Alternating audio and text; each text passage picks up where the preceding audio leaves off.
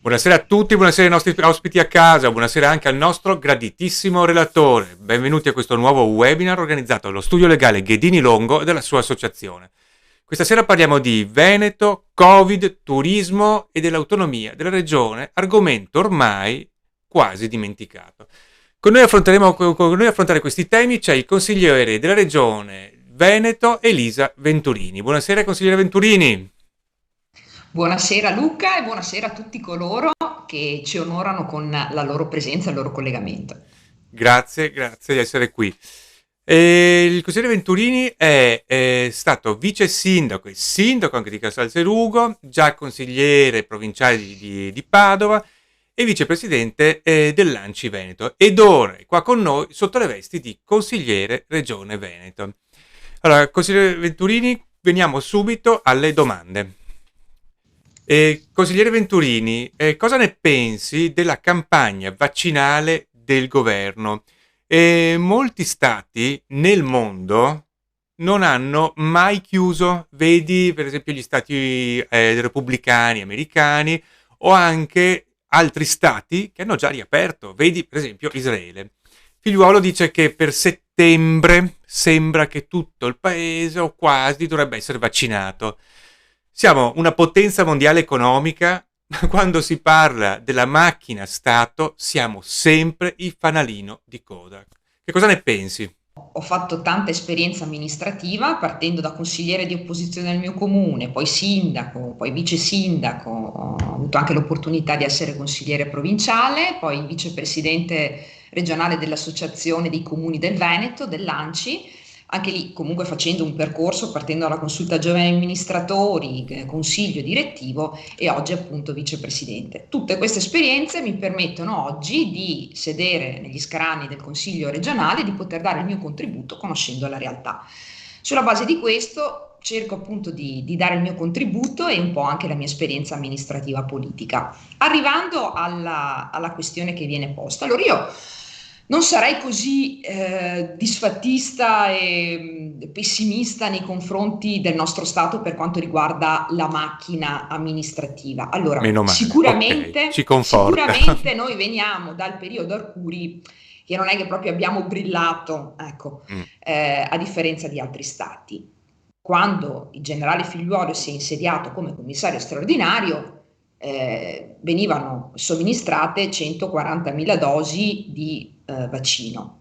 Oggi siamo arrivati a oltre 500.000 dosi di vaccino, quindi questo sta ad indicare, giornaliere, questo sta ad indicare che siamo sulla strada giusta per aumentare appunto il numero di persone vaccinate. Alla data odierna siamo oltre i 2 milioni e 600.000 dosi somministrate, quindi questo dà proprio l'idea che la macchina a livello regionale, questo è un esempio, dà proprio conto dell'organizzazione che c'è a livello statale, ma soprattutto a livello regionale come Regione Veneto, nel riuscire a garantire la copertura della nostra popolazione.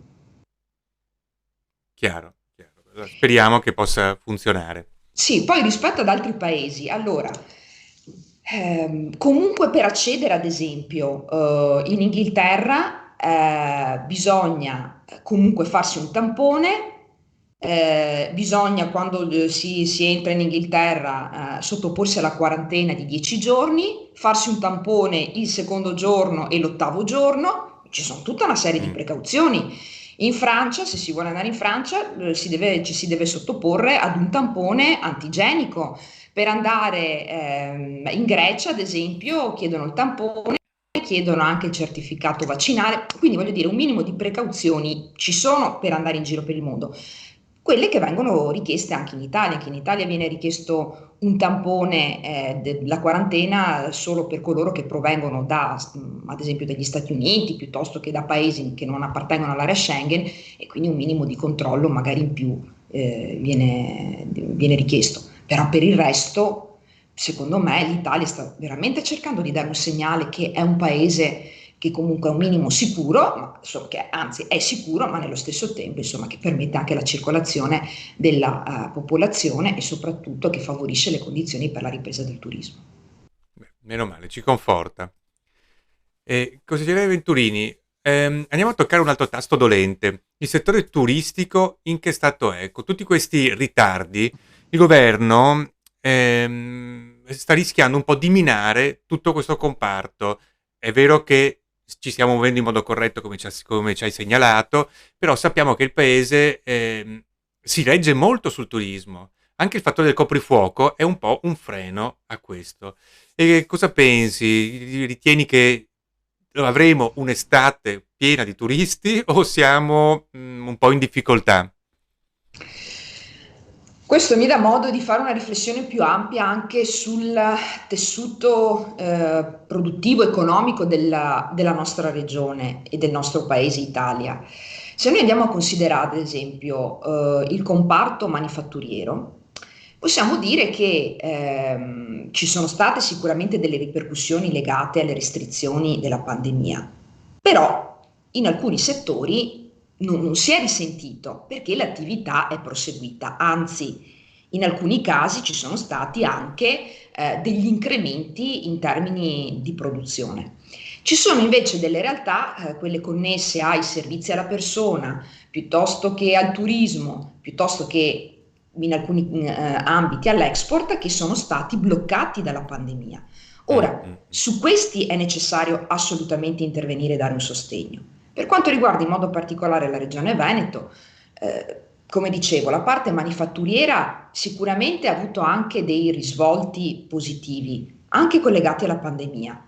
Però c'è tutta la parte relativa al turismo e ai servizi alla persona piuttosto che ai pubblici esercizi che sicuramente, per non parlare poi della cultura, dello sport, quindi di mondi che ne hanno risentito in maniera pesante, per questi è necessario assolutamente intervenire e in questi mesi si è tentato anche di dare un supporto sia come Regione Veneto che a livello statale proprio per superare tutte le difficoltà e su questo secondo me si poteva fare soprattutto a livello statale qualcosina di più e soprattutto anche in tempi più rapidi. Mm, mm, mm. Chiarissimo. Speriamo che i turisti arrivino comunque. Sì, allora, voi pensate che nel 2019 in Veneto c'erano 70 milioni di presenze, Sì. cioè il mondo si riversava nella nostra regione attirati da Venezia, ma poi abbiamo tante realtà che da un punto di vista turistico sono sicuramente molto attrattive.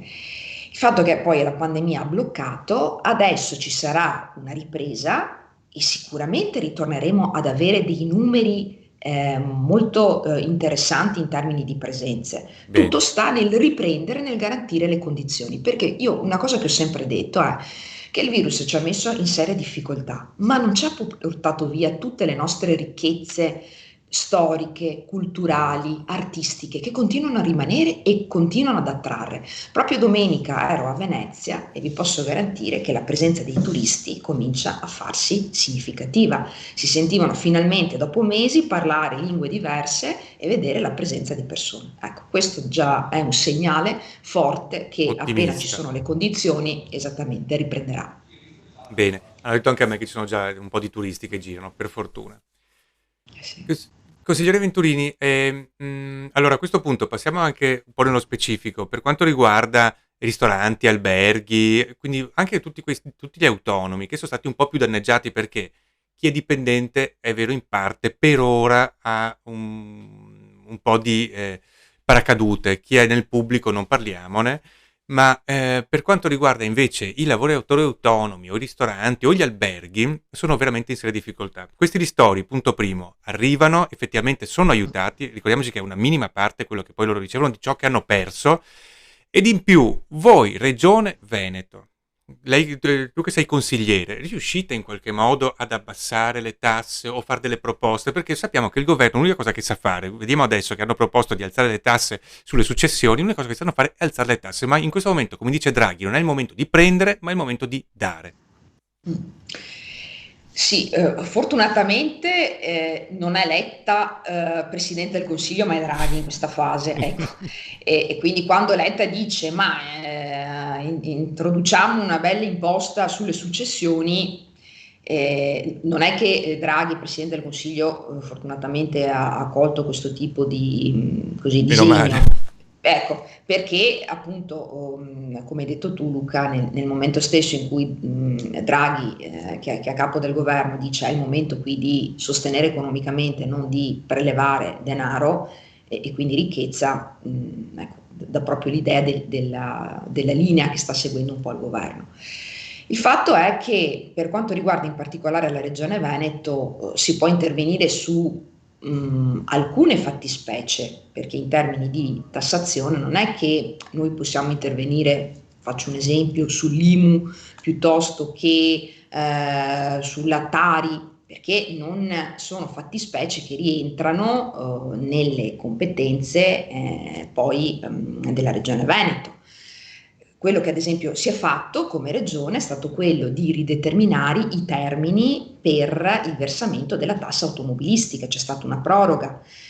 Questo per cercare di dare Certo. respiro comunque ai veneti e di permettere così di garantire un minimo di ripresa dell'economia per avere poi le disponibilità economiche per poter procedere al pagamento di questa tassa.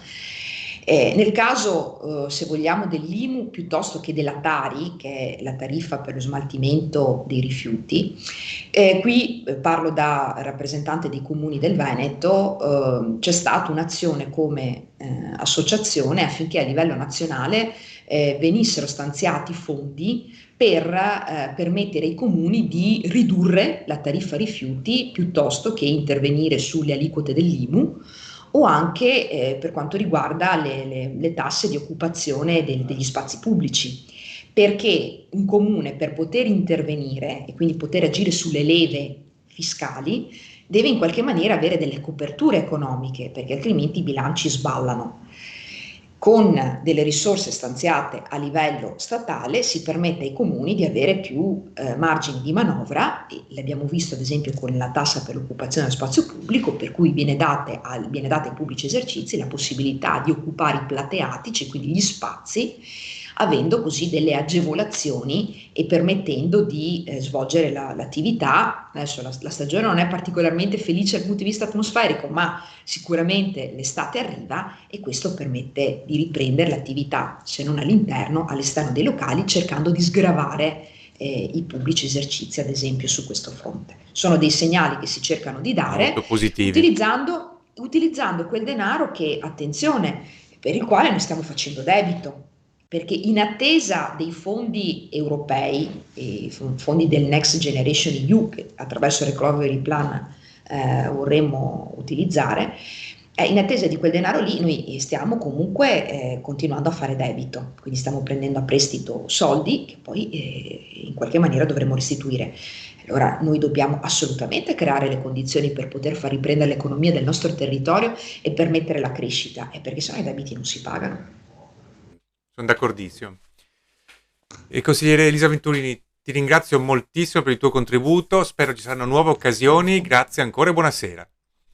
Grazie mille e alla prossima allora. Grazie a tutti, grazie agli amici a casa e buonasera a tutti.